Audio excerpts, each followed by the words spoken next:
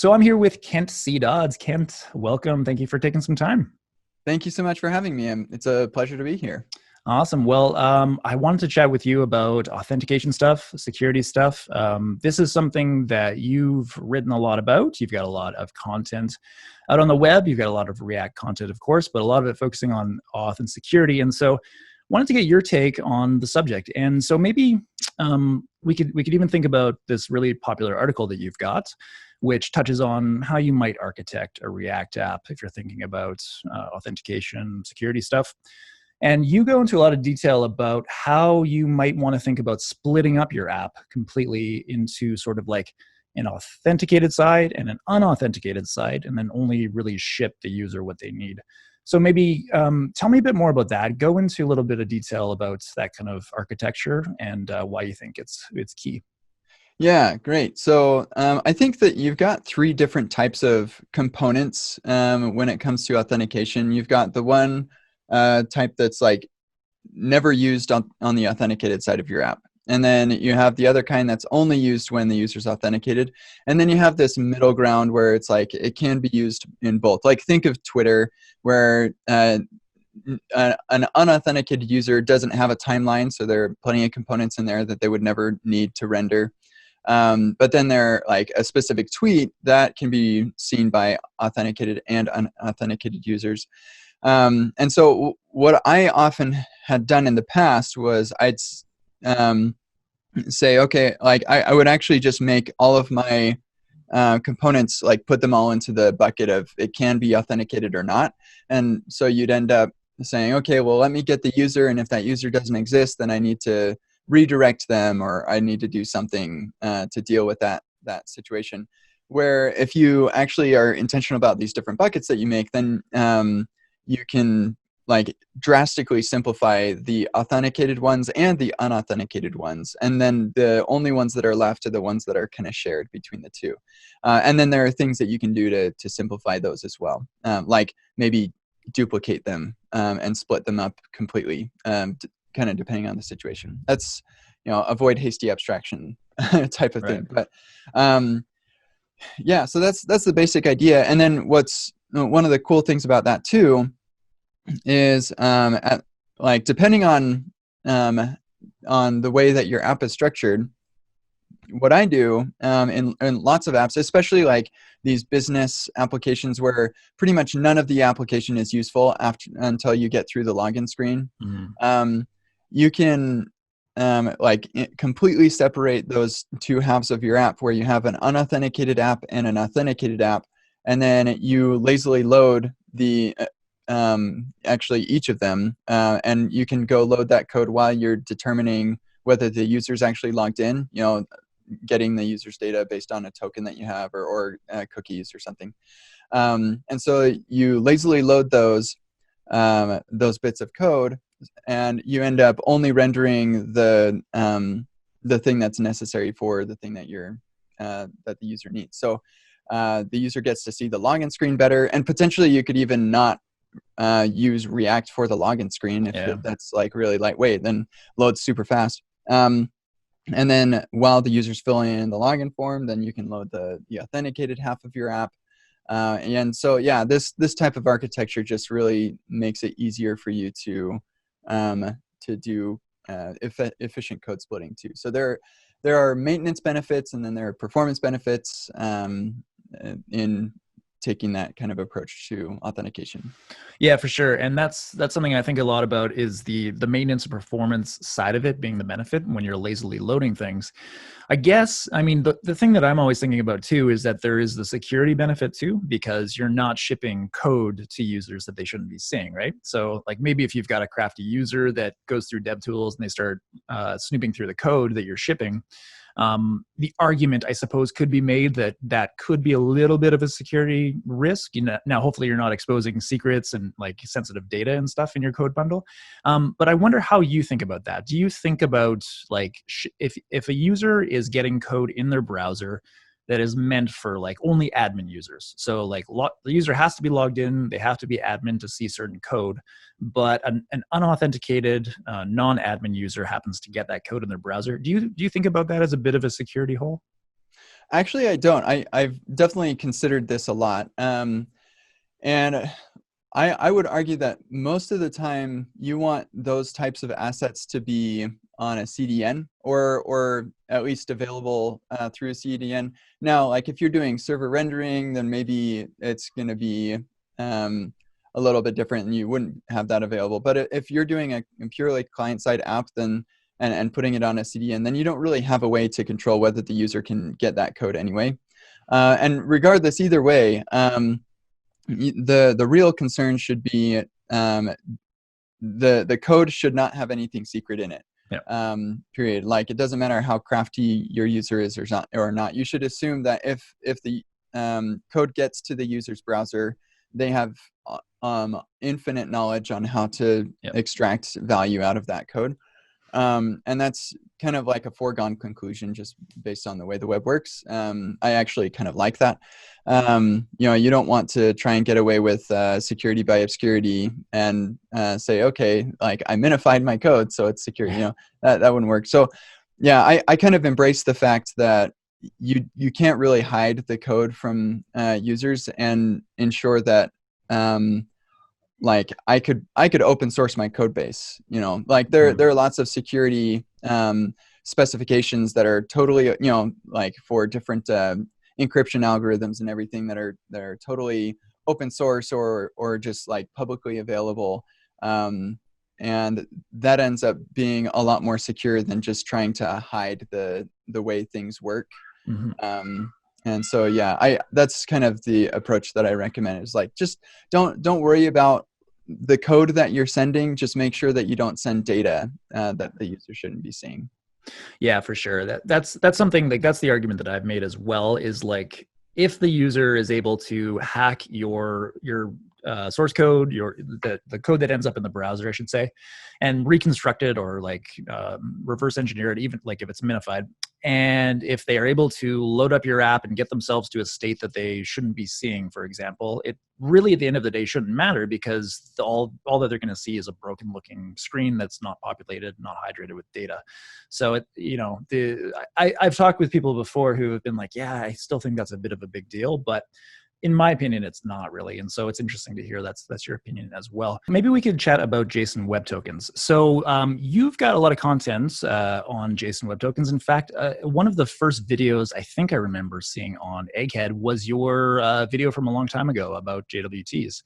And as we were chatting about you've kind of changed your opinion on JSON Web Tokens a little bit, at least maybe where to store them. So tell me about your experience with JSON Web Tokens, like how you've typically thought about them in the past and what your opinion has changed to now. Yeah, so JSON Web Tokens are great. I remember, so I'll try to keep this brief. I can get long-winded, but but when I first discovered JSON Web Tokens, I was working on an app that like I'd built a web thing. I was still in school at the time. I built a web version of this app, and then I was starting to build a not a native, but it was Ionic version of this same app. Right. And so I was on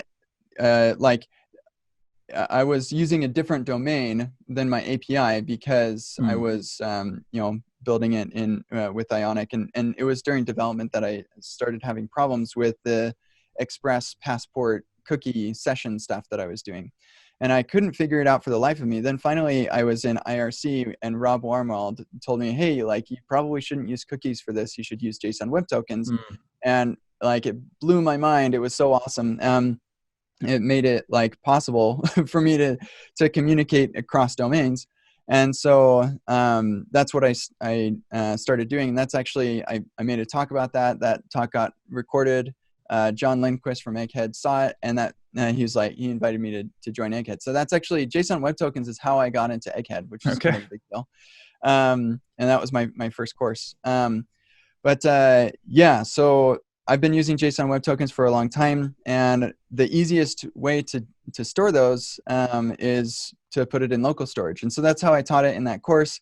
That's how I do it in all of my demos and stuff, is just because it's, otherwise you have to start, like, especially if you want to do cross-domain. Now, if you're just if you don't care about scaling with regard to like the number of servers to handle sessions and all of that stuff, like then yeah, sure, go ahead and do your regular cookie stuff. But if you want to do cross-domain and stateless backends, then JSON Web Tokens were just awesome. So I appreciated that, but there are definitely some security implications to that that we can speak to. But yeah, I'll just stop talking there because like I said, Well, I can be long-winded. no, it's all good. Well, maybe we could talk about those security implications.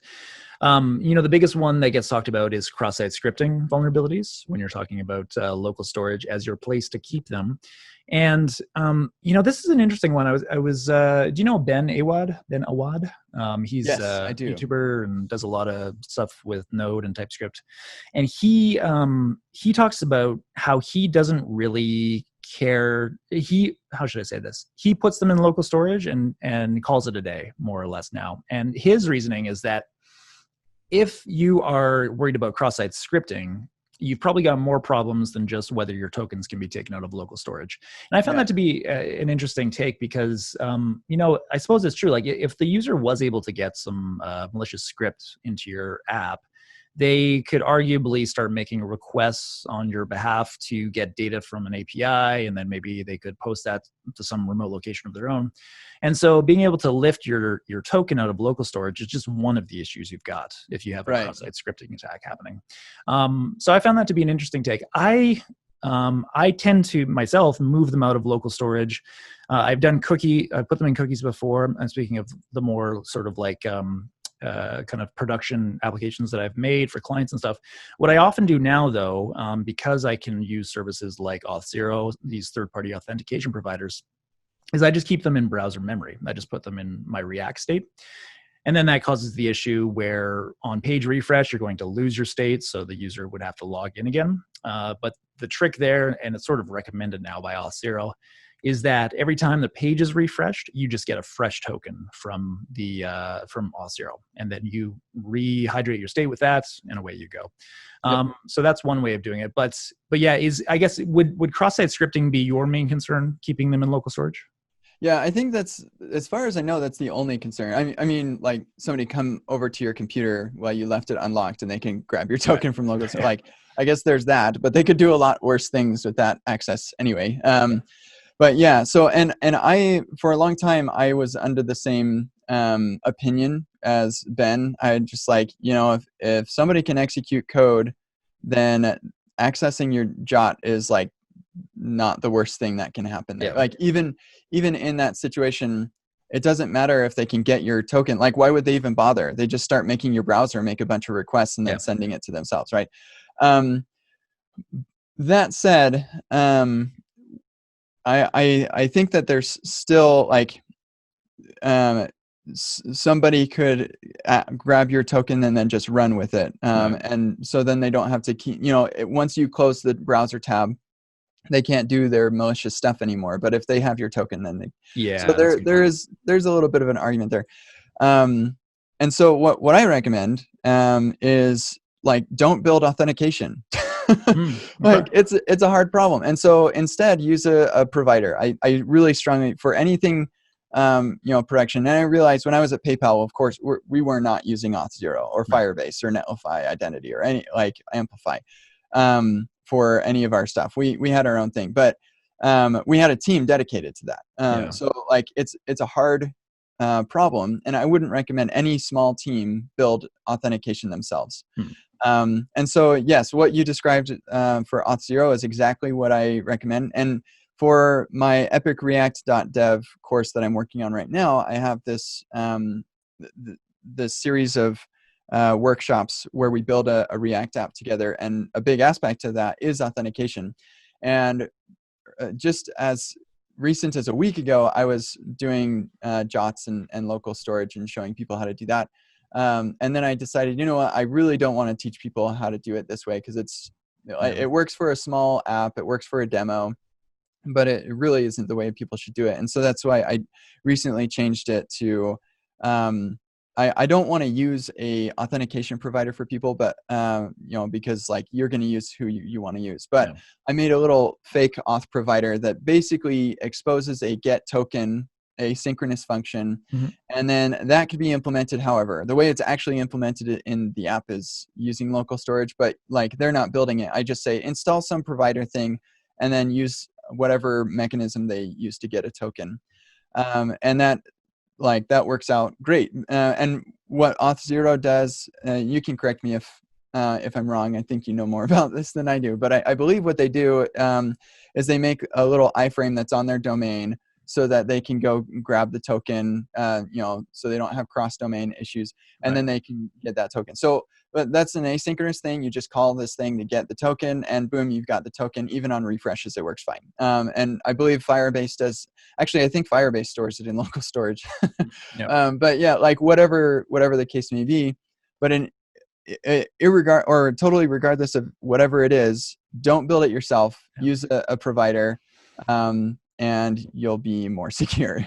Yeah, I definitely recommend that as well. Companies like Auth0, even the more simple varieties of hosted auth, I guess you would call it, like Firebase, Mhm. are going to be more secure than whatever you can build yourself, right? Yeah, yeah. They've built an empire around, like, figuring this out, making sure it's secure, and they've got plenty of people dedicated to it. So I definitely recommend that as well. It's kind of like, don't roll your own crypto. You don't want to be reinventing that or trying to in any secure fashion. So Unless that's you want to be a crypto company. well, there you go. Like Yeah, yeah, exactly. if that is your domain, then sure, go for it.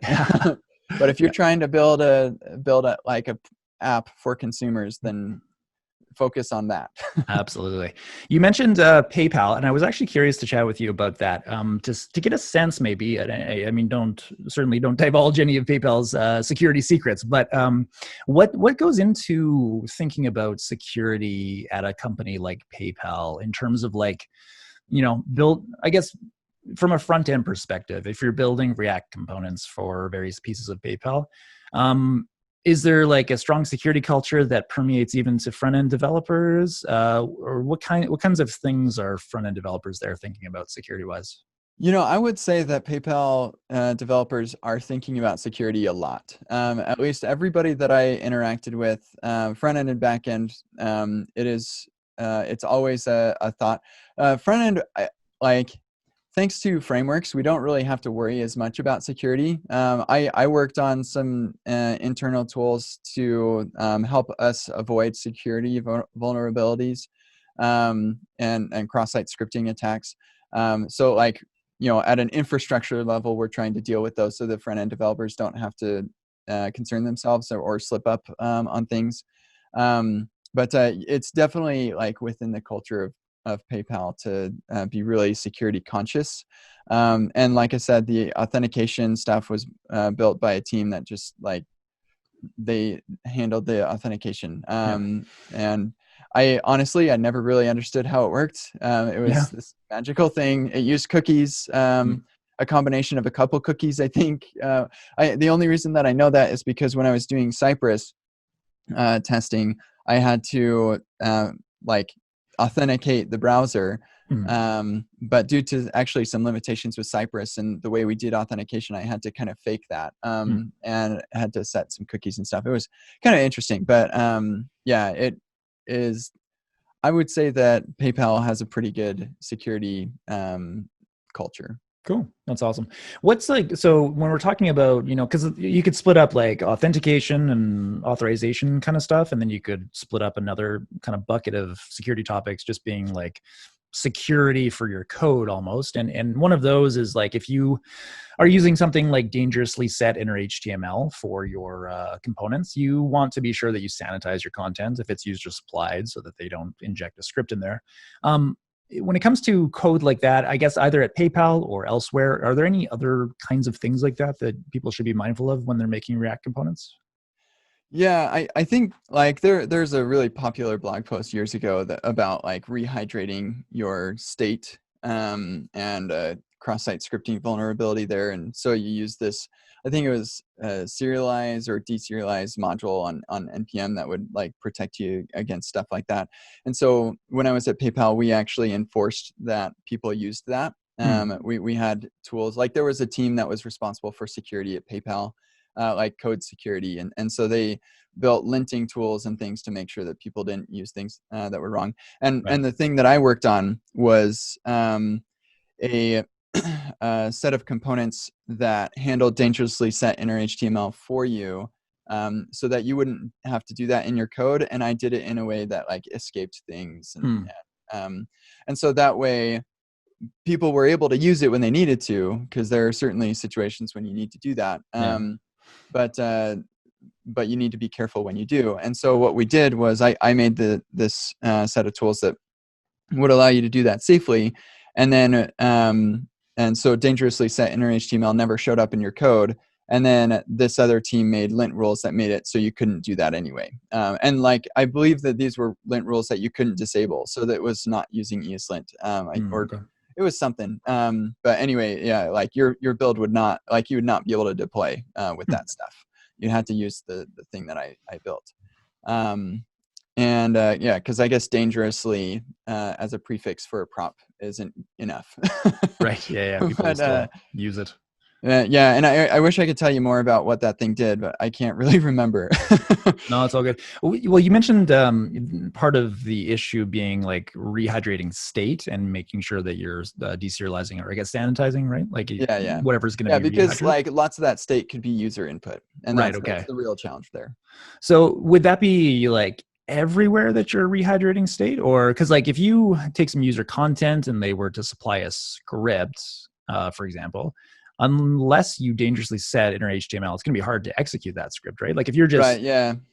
So this is specifically at PayPal. We did a combination of server rendering and client. It was basically like server rendered the index HTML with all the state and whatever that we know from the backend, and then load in the JavaScript from the CDN. So it was like the worst of both worlds.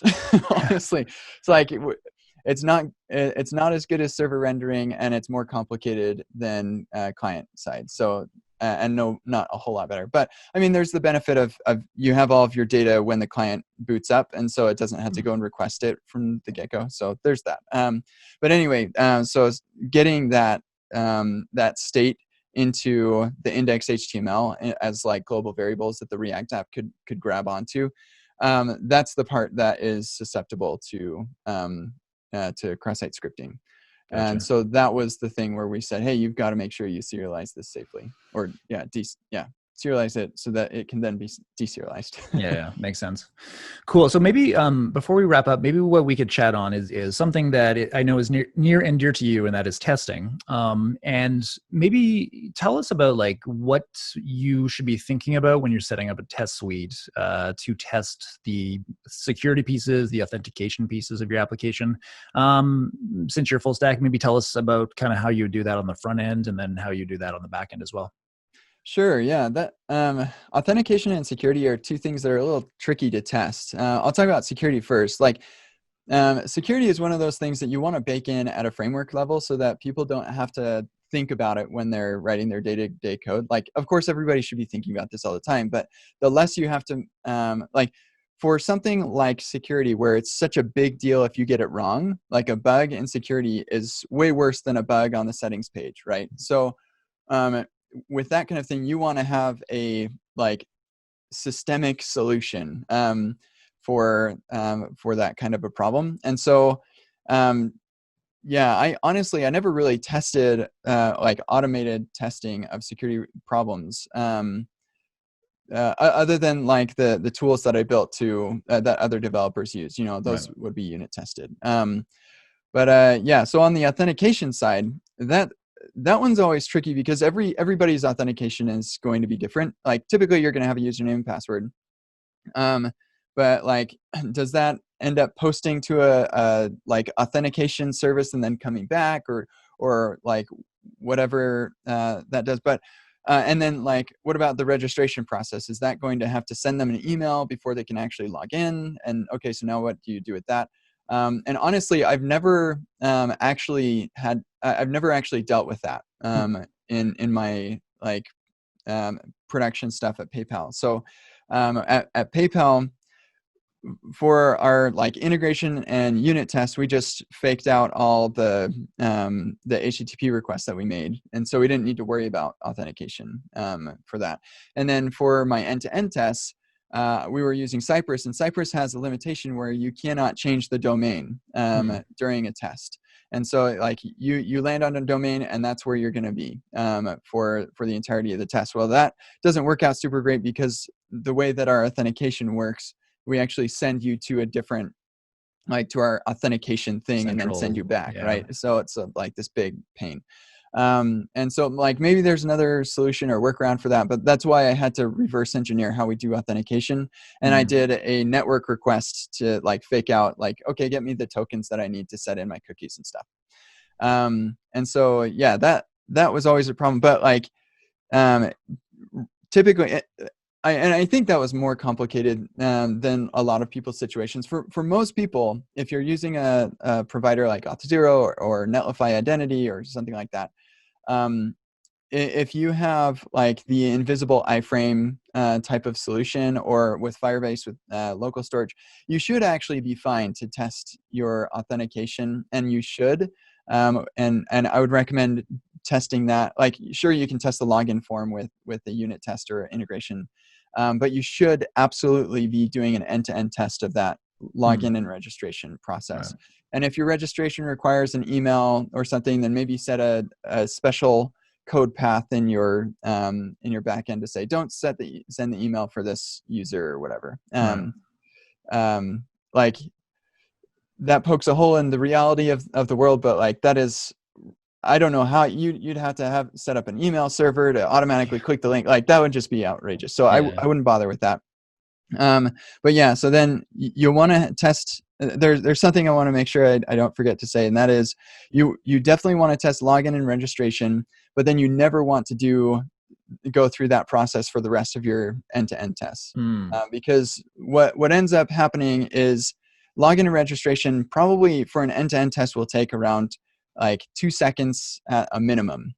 Could be a lot longer. And so if for every test where you're saying I need a logged in user, you're going through that, you're adding 2 seconds to every test. So what you should do is actually similar to what I did at PayPal, which is reverse engineer the authentication scheme, and just make a network request to go get your token or whatever it is you need to do to get that, so that you can be authenticated for the rest of your tests.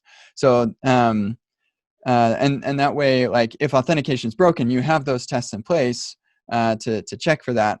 But then the rest of your tests are unaffected, and like that would just be a ton of noise when a failure like that happens. So anyway, that's kind of how I think about testing. I don't really bother testing security. Like, the security is kind of like one of those things where if you know that there's a security problem, you fix it, and then like, what do you test? Yes. So that's like a little bit tricky.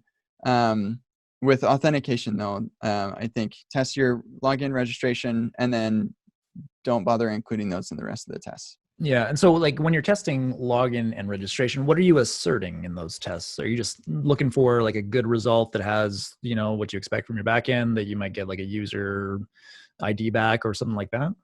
Yeah. So like, it'll kind of depend. Typically my end-to-end tests are more or are much longer anyway, especially for a small app. What you might do is just say, okay, I'm going to log in, I'm going to add some items to my cart, I'm going to remove an item from my cart, I'm going to make sure that everything, the price is updated or whatever.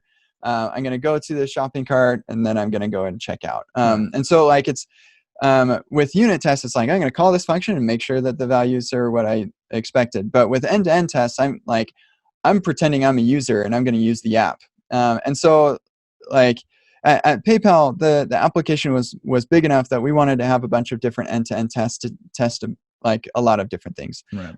But often you can cover a lot of your app with integration tests that are mocking out the backend.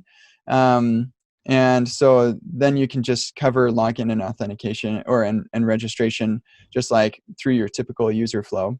But yeah, so if you do want to split it up and you want to say, okay, this end-to-end test is just for login registration, then all I would really assert is that I log in and I'm shown whatever the user should be shown when they're logged in. And then I'd have other tests that'll pick up after that to do, the different user flows I expect a user to do once they're logged in. Gotcha. That makes sense. Cool. Well, that's yeah, man, we've covered a lot of ground there with security and authentication stuff. So thank you so much for taking us all through this. We should point people to the stuff you're up to. You're up to a lot of different things online. I know you've got something new called Epic React, I believe, right? Yeah, that's coming in a matter of months. Epicreact.dev. I'll teach you everything. I probably won't go in as in depth about authentication as you will in your course, Ryan, but I do everything. Everything that I know about React will be in this course. Sweet. Awesome. I'm looking forward to that. And you've got a great course on testing that I recently picked up. Thank you for that. That's testingjavascript.com, I believe, right? Yep. Cool. So we'll link those up, and I'll link up your Twitter as well. You are Ken C. Dodds on Twitter, I believe, though, hey? I'm Ken C. Dodds everywhere. Awesome. Cool. Well, thanks for taking some time today. Really appreciate you chatting. And yeah, we'll chat with you soon. All right. Thanks, Ryan. All right.